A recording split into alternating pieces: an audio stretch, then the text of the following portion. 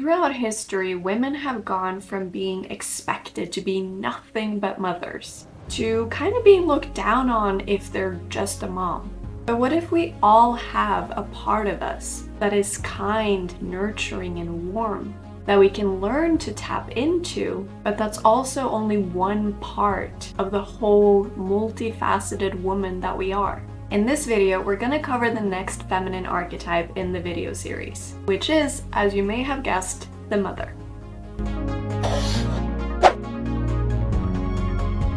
Hi there, I'm Antonie, and I talk about all things feminine self-development, including feminine energy, feminine archetypes, and cycle syncing. And what I ultimately want with this channel is to help women truly understand the powers of the feminine within them. So if that's something that you're still not quite sure about, then click that subscribe button and keep on watching. In case you've just arrived into this channel, this video is part of a video series that I'm doing about the 7 feminine archetypes. And these archetypes are a bit like personas or characters within our personality that show up in essentially everything that we do and who play different roles in our lives. So the 7 feminine archetypes are the huntress, the sage, the intuitive, the regent, the mother, the maiden and guide, and the lover. And as a woman or as a person who resonates predominantly with the feminine energy, you have access to all 7. And we should tap into all of them in different times and in one way or another in order to balance out the potential downsides of each of the archetypes, as well as to live the most vibrant, empowered, and passionate life that we can. So once you're done with this video, don't forget to check out the other videos as well, so you can fully embody the whole woman that you are. So as I mentioned earlier, in today's video, we're going to cover the mother archetype. And the mother is warm, nurturing, kind, friendly, and she feels fulfilled by helping others and by feeling needed, which is why women with a predominant mother archetype will often work in typical helping professions like nursing or teaching or being a therapist. And this archetype's deepest desire is generally to be a mom. And if this archetype is really strong in a woman, she will often prefer and desire to have biological children and go through a pregnancy as opposed to adoption, for example.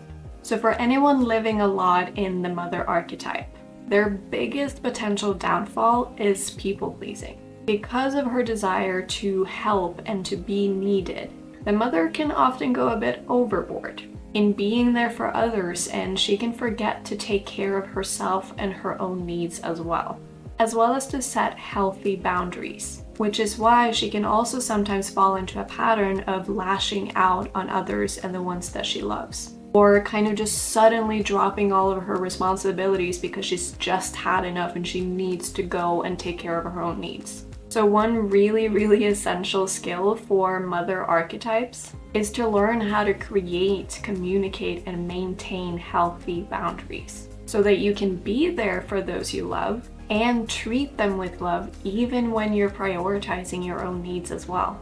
Another potential shadow side of the mother archetype is that she can struggle to ask for and receive help. And that's generally because she views her role as the helper, and therefore will struggle to receive it in turn from someone else. But as I mentioned earlier, healthy boundaries is key. So it's crucial to learn how to give and take in a relationship, and that other people love feeling needed and help those they love as well. So you're actually helping other people feel fulfilled by allowing them to take ownership and to take caretaking duties as well. And lastly, another potential shadow side of the mother archetype is that she can take her helping skills a bit too far and become a bit arrogant in thinking that other people always need her help, or that she is the only one who knows how to do something, or she will believe that everything always needs to be done her way. And in that, she can often believe that she always knows what's best for other people, especially when it comes to those who are close to her, so family and friends and that kind of thing. And she can sometimes think that she needs to step in and make things right for them, or that she has the right to make decisions for them, instead of simply supporting them in what feels right for them. and trusting that everyone knows what's best for themselves. And the best thing that she can do is provide that warmth and kindness and compassion in support as opposed to taking over. So with this archetype, I wanted to show some examples from media where some of them represent the healthy version of the mother archetype, as well as some examples that show the more shadow side of the mother archetype. So the first media example of the mother archetype is Mary from Young Sheldon. So she spends a lot of her time and energy dedicating it to her children. And she especially does that with Sheldon because he is kind of the one who needs her the most. And so she focuses a lot of her effort on wherever she feels the most needed and where she can often get a little bit overprotective. And she likes feeling that sense of being needed. And Mary is someone who puts her children and her family at the front of almost everything that she does. And she always wants to help those she loves, as well as those in her community. And because of that, she can sometimes forget to take care of her own needs and her own individuality and cultivate her own interests. Another example of the mother archetype in media is Charlotte from Sex and the City. This character is kind, caring, and sweet. And she also has a really deep desire to be a mom. And she's also usually the more traditional one out of the friend group. Another example of the mother archetype in media is DJ from the TV shows Full and Fuller House. She ends up being the one who stays in their childhood home and takes care of her kids, and even works in a helping profession as a veterinarian, and she kind of opens up her home and takes care of extended family and friends. And then some more shadow examples of the mother archetype, where one example is Catherine in the TV show Reign, because she will quite literally do anything in order to protect and serve her children. And she kind of centers her entire existence around her children. And as you'll know as well, if you've seen the show, she focuses most of that attention and most of her efforts onto one child specifically, which is the future King of France, Francis. And in many ways, we can see that as that's the child that she thinks needs her the most, and therefore she focuses mostly on him and taking care of his needs. But again, if you've seen the show, you know that she allows her mothering to get quite toxic and get quite extreme.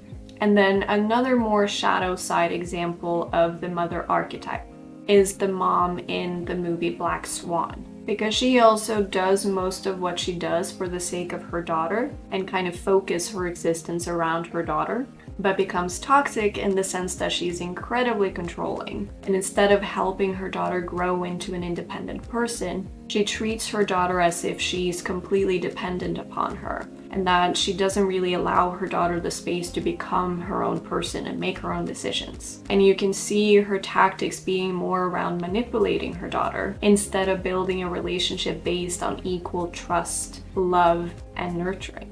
So the first and most basic way to start activating more of the mother archetype within you is to start nurturing more. But remember that this doesn't just have to be your kids. So it's not that if you're not a mom yet, you can't be nurturing or you can't tap into that mother archetype. Because you can nurture your partner, your home, your plants, your loved ones and friends, as well as your pets. You can also nurture in the form of volunteering and taking care of elderly or children or someone in need. Another way to activate the mother archetype within you is to offer your help more often. So it could be offering to help your coworker with a task that they're struggling with, or offering some support and help to your partner with a problem they're facing, or offering your assistance to a friend who's going through a moving process, or bringing over a meal to a neighbor that you think may have a bit of a full plate lately, or asking your kid if they want some help with their homework. And it's essentially just about finding ways that you can offer help to other people, but then also remembering that it's offering support and help and it's not taking over and deciding what they should be doing or how they should approach their issue. And then just before we wrap up, I want to highlight the fact that even though we all have all 7 feminine archetypes within us, there is usually one that is a bit more predominant within us and one that shows up more in our everyday life. And so if you haven't already, make sure to take the free quiz that you'll find in the description box below, where you can discover which is your main feminine archetype. And also remember that even though these archetypes are within us, and even though they are super, super powerful when you start learning how to tap into them and how to use their insights and their knowledge, you have to remember that you are not the archetypes. You are the consciousness. You are the person who has these 7 feminine archetypes within you. And you can essentially think of it as having a round table of women who are there to be your advisors. And so whenever you're struggling with a decision, or if you just have a decision that you want to make, or you're just trying to find a way to balance out your life a bit more, maybe create some more passion, some more balance, or some more peace, then these are a group of advisors that all have very distinctive needs and desires and perspectives that you can learn from, that you can ask what they think and what their opinions are. But then you are the consciousness that gets to decide which one to listen to, which parts to take and which parts to not resonate with. And so it's important to remember that, because we don't have to become a victim to an archetype's downfall. So the same way that the mother can get a bit arrogant and overbearing in her helping, you don't have to get that way just because you have a strong mother archetype within you. First of all, you can learn how to tap into all of them so that you can balance that out better. But second of all, you can remember that the mother archetype has that issue.